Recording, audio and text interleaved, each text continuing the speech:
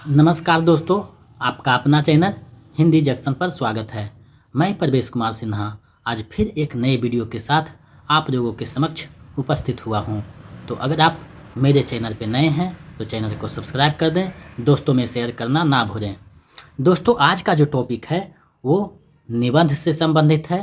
Bihar state paper 2 Hindi के syllabus में लगा हुआ निबंध है नाखून क्यों बढ़ते हैं, जिसके रचनाकार हजारी प्रसाद द्विवेदी जी हैं।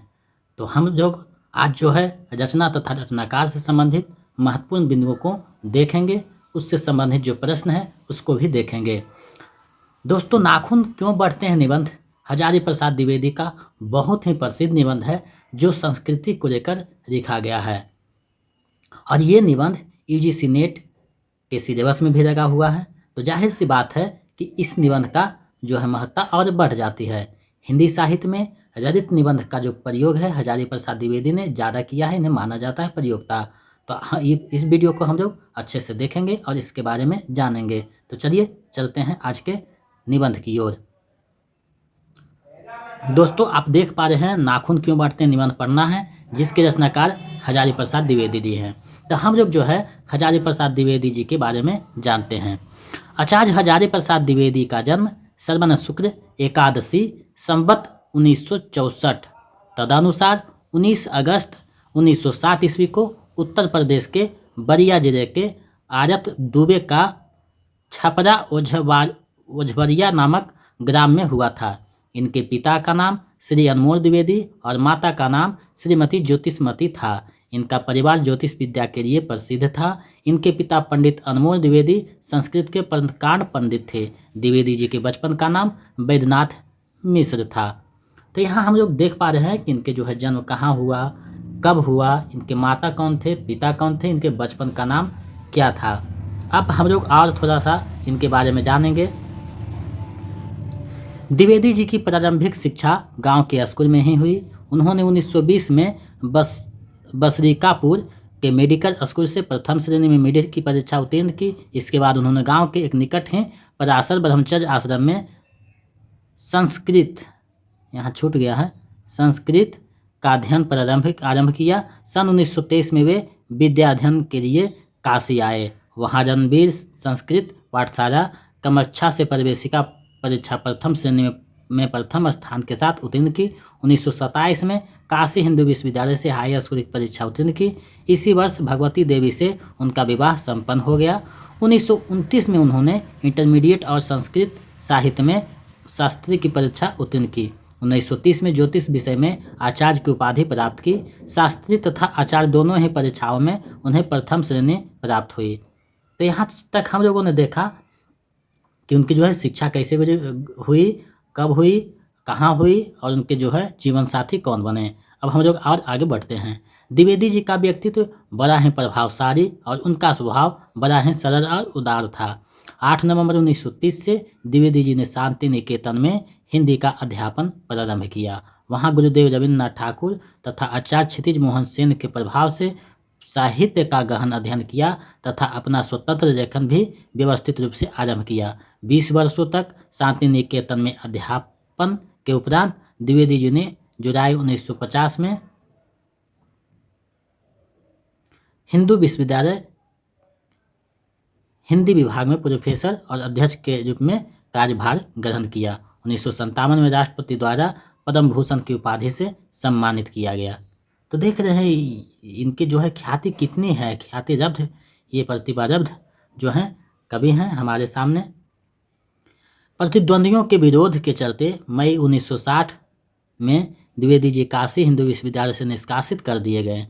जुलाई 1960 से पंजाब विश्वविद्यालय चंडीगढ़ में हिंदी विभाग के प्रोफेसर और अध्यक्ष रहे।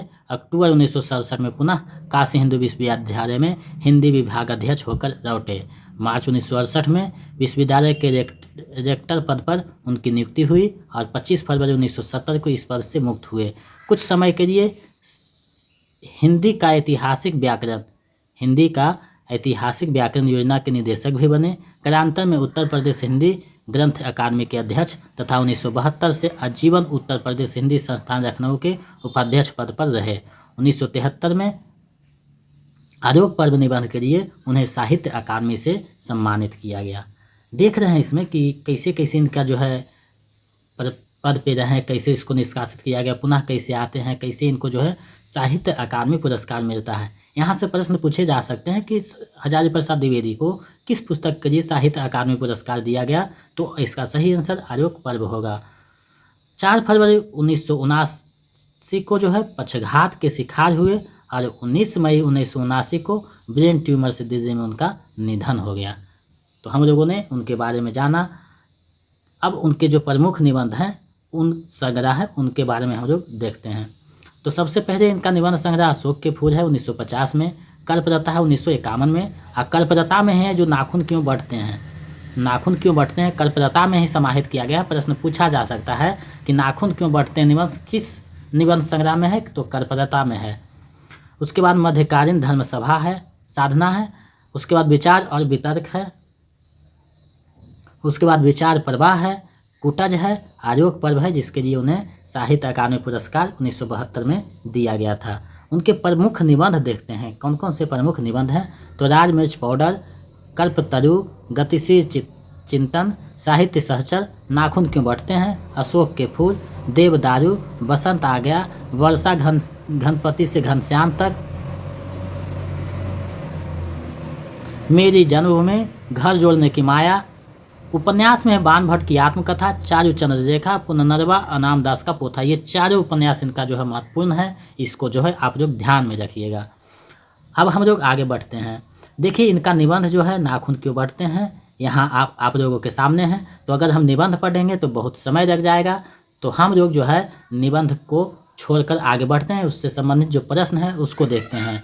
अगर निबंध आप लोग खुद पढ़ लीजिएगा, इसका PDF जो है टेलीग्राम चैनल पे दे दिया जाएगा। आप लोग टेलीग्राम चैनल से जुड़ जाइए, हिंदी जंक्शन के नाम से टेलीग्राम चैनल बना हुआ है।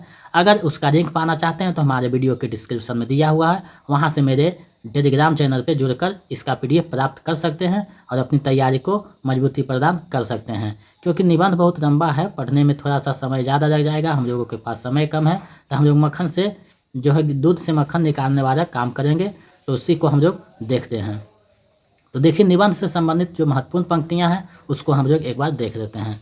तो सबसे पहला है, तुम वही राख वर्ष पहले के नखदंतावलंबी जीव हो, पशु के साथ एक ही सतह पर विचरण करने वाले और चलने वाले। दूसरा पॉइंट है, मनुष्य की पशुता को जितनी बार भी काट दो मरना नहीं जानती। उसके बाद तीसरा पॉइंट है, इसे इतना भी नहीं पता चलता कि उसके भीतर नख बढ़ा देने की जो सहजता वृत्ति है उसके पशुत्व का प्रमाण है। आगे जातियाँ इस देश में अनेक आई है, लड़ती झगड़ती भी रही है, फिर प्रेम पूर्वक बस भी गई है। नेक्स्ट है, महाभारत में इसलिए निवैध भाव, सत्य और अक्रोध को सब वर्णों का सामान्य धर्म कहा गया है। तो इस प्रकार से हम लोगों ने इनके जो महत्वपूर्ण पंक्तियाँ जो पूछी जा सकती थी उसको हम लोगों ने देखा। अब जो है हम लोग इसके जो प्रश्न है कुछ उसको देख लेते हैं। बाकी आपको निबंध खुद पढ़ना है, टेलीग्राम चैनल पे इसका PDF दे दिया जाएगा, आप लोग वहाँ से पढ़ सकते हैं। क्योंकि निबंध से प्रश्न बना देंगे, बहुत सारे प्रश्न बनेगा, तो हम लोग कुछ प्रश्नों को संग्रहित किए हैं, इसी तरीक़ा से प्रश्न पूछा जाएगा। तो आप लोग जो है इसको अच्छे से देख लीजिए। तो पहला प्रश्न है, नाखून क्यों बढ़ते हैं, निबंध के रचनाकार कौन है। नाखून क्यों बढ़ते हैं, निबंध के रचनाकार कौन है। विकल्प आपके सामने है, सही विकल्प का चयन करना है आपको। इसका जो सही आंसर है विकल्प घ हो जाएगा, हजारी प्रसाद द्विवेदी जी हैं। चलिए आगे बढ़ते हैं। दूसरा प्रश्न है, नाखून क्यों बढ़ते हैं, कैसा निबंध है। नाखून क्यों बढ़ते हैं, कैसा निबंध है। विकल्प आपके सामने है, सही विकल्प का चयन करना है। तो इसका जो सही आंसर है विकल्प का हो जाएगा, ललित निबंध है। चलिए आगे बढ़ते हैं। तीसरा प्रश्न है, प्रस्तुत निबंध के अनुसार कितने वर्ष पहले मनुष्य जंगली था, वन मानुष जैसा। प्रस्तुत निबंध के अनुसार कितने वर्ष पहले मनुष्य जो है जंगली था, वन मानुष जैसा। विकल्प आपके सामने है, सही विकल्प का चयन करना है। तो इसका जो सही आंसर है विकल्प का हो जाएगा, 1 लाख वर्ष पहले। चलिए नेक्स्ट प्रश्न देखते हैं। चौथा प्रश्न है, रेखन के चौंकाने वाला प्रश्न, यानी रेखक, यहाँ रेखक होगा, रेखक को चौंकाने वाला प्रश्न, नाखून क्यों बढ़ते हैं, कौन पूछता है। रेखक को चौंकाने वाला प्रश्न, नाखून क्यों बढ़ते हैं, कौन पूछता है। विकल्प आपके सामने है, सही विकल्प का चयन करना है। तो इसका जो सही आंसर है विकल्प ग हो जाएगा, छोटी र की प्रश्न पूछती है। चलिए नेक्स्ट प्रश्न देखते हैं। 5वां प्रश्न है, निबंध के अनुसार मनुष्य की पशुता को जितनी बार भी काट दो वो क्या होना नहीं जानता। निबंध के अनुसार मनुष्य की पशुता को जितनी बार भी काट दो वो क्या होना नहीं जानता है। विकल्प आपके सामने है, सही विकल्प का चयन करना है। तो इसका जो सही आंसर है विकल्प का हो जाएगा, वो मरना नहीं जानता है। चलिए नेक्स्ट प्रश्न देखते हैं। सहज वृत्ति किसका नाम है। सहज वृत्ति किसका नाम है। निबंध में जो है प्रश्न जो है वो निबंध के अनुसार ही आपको देना है। तो यहाँ निबंध में जो प्रयोग किया गया है सहज वृत्ति, उसका किसका ये नाम है सहज वृत्ति। आपके पास विकल्प है, सही जो है आंसर करना है। तो इसका जो है हो जाएगा विकल्प का हो जाएगा, अनजानी स्मृति को ही सहज वृत्ति कहा गया है। चलिए नेक्स्ट प्रश्न देखते हैं। 7वां प्रश्न है, इस निबंध में आदमी सदा किससे दोहा देने को कमर कसे हैं। इस निबंध में आदमी सदा किससे दोहा देने को कमर कसे हैं। विकल्प आपके सामने है, सही विकल्प का चयन करना है। तो इसका जो सही आंसर है विकल्प का हो जाएगा, अज्ञान से। अज्ञान से मात खाते हैं लेकिन फिर भी कमर कसे हुए हैं दोहा देने के लिए। चलिए नेक्स्ट प्रश्न देखते हैं। 8वां प्रश्न है, हजारी प्रसाद द्विवेदी का जन्म कब हुआ। हजारी प्रसाद द्विवेदी का जन्म कब हुआ। आपका जो है सही विकल्प का चयन करना है। विकल्प आपकी आंखों के सामने है। तो इसका जो सही आंसर है विकल्प घ हो जाएगा। 1907 ईस्वी में हजारी प्रसाद द्विवेदी का जन्म हुआ। चलिए नेक्स्ट प्रश्न देखते हैं। 9वां प्रश्न है, भारतीय संस्कृति को लेकर सर्वाधिक निबंध किसने लिखी। भारतीय संस्कृति को लेकर सर्वाधिक निबंध किसने लिखी। आपको जो है सही विकल्प का चयन करना है। विकल्प आपके सामने है।